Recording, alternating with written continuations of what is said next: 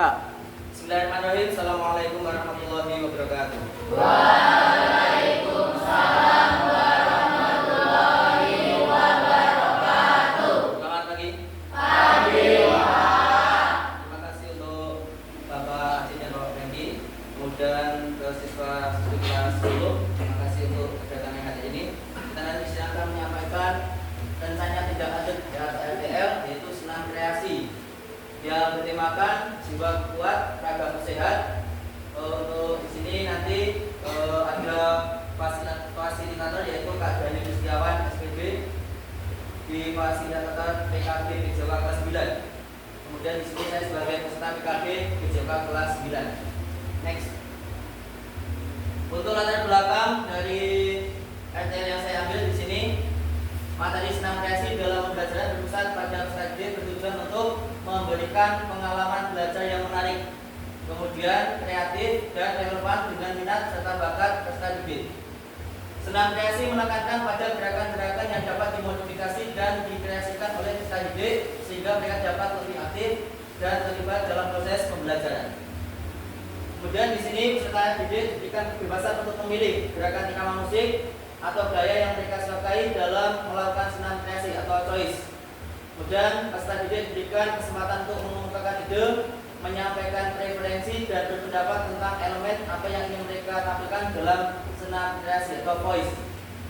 Dengan diberikannya pilihan dan suara, di sini peserta didik merasa memiliki kepemilikan atas proses pembelajaran atau ownership.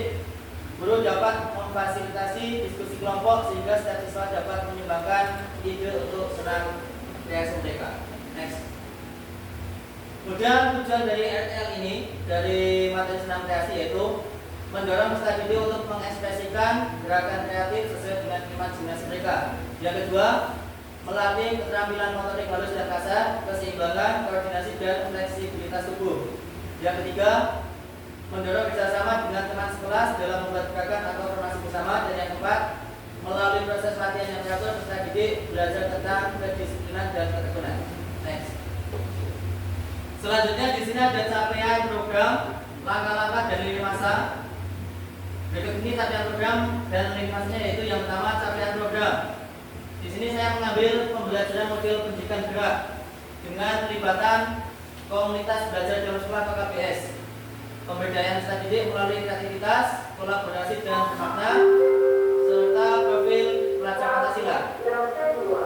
Jiwa kepemimpinan peserta didik atau student agency dalam pembelajaran yang holistik dan menyeluruh. Dan yang kedua, langkah-langkahnya. Di sini kami berkoordinasi bersama kepala sekolah sebagai penasehat, kemudian komunitas belajar dalam sekolah atau KBS, dan peserta didik diskusi bersama untuk menetapkan tema yang akan dijadikan inspirasi dalam senam kreasi.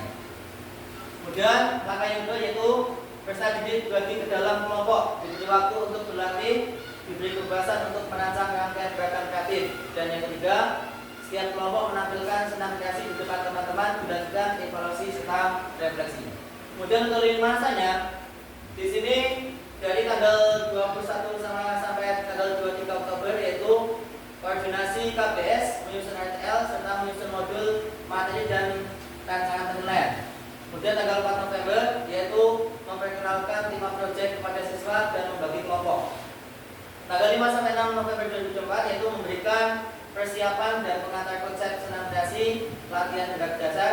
Dan 7 sampai 12 November yaitu peserta didik berkolaborasi dengan kelompoknya membuat gerakan senam kreasi sekreatif mungkin. Kemudian di puncaknya yaitu tanggal 13 November yaitu di sini peserta didik unjuk karya senam kreasi. Kemudian dilanjutkan evaluasi serta refleksi proyek senam kreasi yang telah dibuat. Next. Di sini ada struktur program dan mitra dalam komunitas belajar, yaitu yang pertama program kokurikuler, kemudian target pesertanya yaitu program kelas 10. Kegiatan ini dilaksanakan selama 2 minggu, yaitu dimulai tanggal 4 November sampai tanggal 13 November 2024. Penanggung jawab kepala sekolah, kemudian pemerkasa kegiatan guru PJOK, fasilitator, kemudian KBS, guru mapel seni, yaitu memberikan pendampingan terkait dengan materi pembelajaran PJOK untuk membuat gerakan senam kreasi.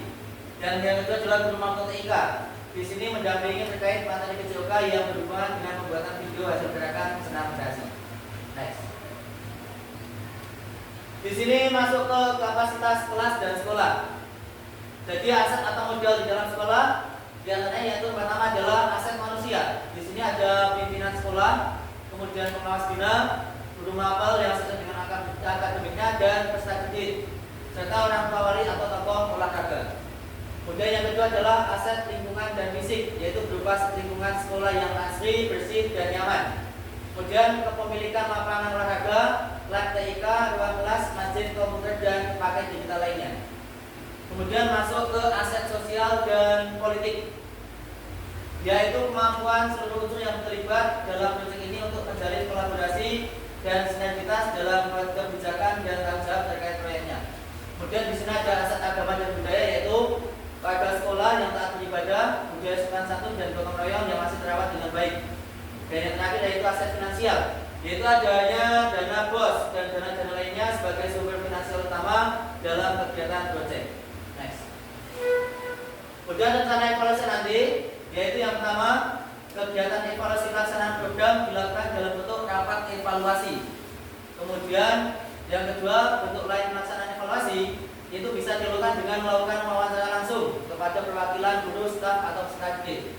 Dan yang terakhir yaitu evaluasi dalam bentuk angket melalui Google Form, kemudian didistribusikan dan diisi oleh pimpinan, guru, staf dan peserta didik. Next. Kemudian di sini ada kemungkinan tantangan yang akan dihadapi. Yang pertama yaitu tantangan yaitu tentang kesibukan mengajar. Di sini nanti guru yang terlibat sehingga tidak maksimal dalam menjalankan program.